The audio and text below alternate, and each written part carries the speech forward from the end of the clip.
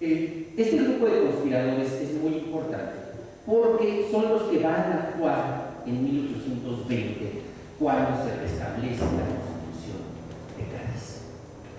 En mayo de 1820 llegaron las primeras noticias de que la Constitución había sido restablecida en España. El Ayuntamiento de Campeche, sin esperar a que el capitán de la plaza tomara una decisión, proclamó la Constitución de Cádiz, la juró. Cuando la noticia llegó a Veracruz, el Ayuntamiento del puerto de Veracruz y el Ayuntamiento de Jalapa, antes de que el capitán de Veracruz lo decidiera, juraron la Constitución. En el caso de la proclama de la Constitución en Jalapa, además hay un caso muy interesante. Hubo movilización popular. Hubo movilización popular que obligó al comandante de la plaza a jurar la Constitución.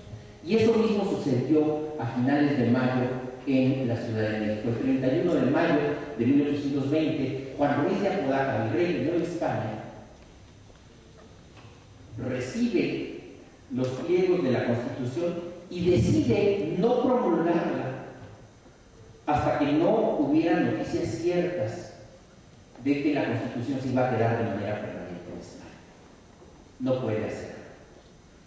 De inmediato, grupos de agitadores en la Ciudad de México ocasionan una especie de amotinamiento en la Plaza de Armas y obligan al virrey a jurar la Constitución. ¿Quiénes son estas personas? ¿Quiénes son los que están promoviendo estas juras constitucionales? En su mayoría, se trata de individuos que durante los últimos años, desde 1808 por lo menos, habían estado tratando de conseguir mayores facultades de autogobierno para la gente de las distintas ciudades de la Nueva España. Una de las demandas más viejas en la tradición hispánica aquí en Nueva España había sido precisamente la de considerar que los cargos públicos de cada ciudad debían ser ocupados de manera preferente por los naturales, por los patricios de cada una de estas ciudades. Entonces, con la caída de la monarquía española en 1808 y luego con la irrupción de los procesos revolucionarios a partir de la Constitución de Cádiz y de la propia insurrección en Nueva España, estos individuos que han sido llamados autonomistas habían empezado a trabajar para conseguir ese objetivo. En pocas palabras, su intención era que se establecieran instituciones políticas en cada una de las ciudades de Nueva España que estuvieran en manos, o que donde hubiera presencia de la gente de esas propias ciudades, que no dependieran ya de instancias superiores. De ahí que el restablecimiento de la Constitución de Cádiz en 1820 fuera de enorme importancia, porque la Constitución le permite a cada población con más de 1000 habitantes tener un ayuntamiento constitucional electo por la propia población de estas ciudades. De inmediato, en el transcurso de un par de meses, entre mayo y julio de 1820, se establecieron en Nueva España alrededor de 1400 ayuntamientos, es decir, alrededor de 1400 poblaciones que no tenían antes ayuntamiento, porque en Nueva España, en términos generales, no había ni 100 ayuntamientos antes de la Constitución. Bueno, en unos cuantos meses, 1400 poblaciones aproximadamente eligen su ayuntamiento. Y lo más importante es que la gente sale a votar para los nuevos miembros del ayuntamiento. Los procesos electorales, nunca antes, ni siquiera cuando se estableció por vez primera la Constitución de 1812, se había visto un fenómeno semejante, en el que en 1200 poblaciones, en un lapso tan corto, salían los ciudadanos a votar.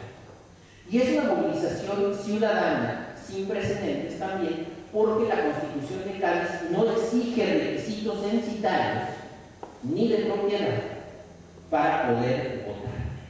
Prácticamente todos los varones mayores de edad, salvo los descendientes de africanos, tienen derecho a votar. También, casi de inmediato, se restablecen las diputaciones provinciales, estas instituciones de administración provincial prescritas por la Constitución, y de inmediato se establece la de Yucatán y se establece la de Nueva España, la de el territorio de la vieja provincia de Nueva España, es decir, más o menos lo que actualmente son el Estado de México, Querétaro, Distrito Federal, Hidalgo, Guerrero, Morelos. Eso era la provincia de México, que además la Diputación Provincial se integró también con Puebla, con Oaxaca y con Veracruz. Esa era la Diputación Provincial de Nueva España. Se establecen, decía, de inmediato estas dos diputaciones, pero también empiezan las elecciones para formar las diputaciones provinciales de Nueva Galicia, es decir, Guadalajara, llevamos 3, de San Luis Potosí, de provincias internas de Oriente, de provincias internas de Occidente y de Michoacán, que Michoacán no existía como diputación provincial en el primer periodo constitucional, pero ya en el segundo periodo constitucional se eligió en Michoacán una diputación provincial que abarcaba también Guanajuato.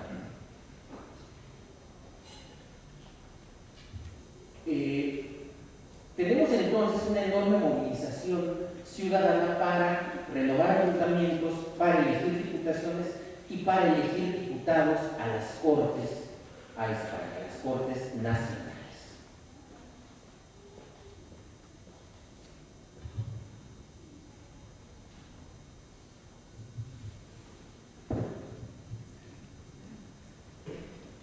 Se establece, entre otras cosas, la libertad de prensa, lo cual permite que se publique una cantidad también sin precedente de periódicos y sobre todo de folletería. Se publicaban muchas hojas volantes, panfletos,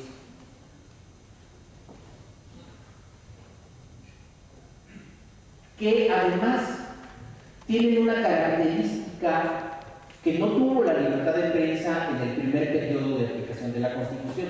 Cuando la Constitución se había aplicado originalmente en 1812, la libertad de prensa duró un par de meses nada más.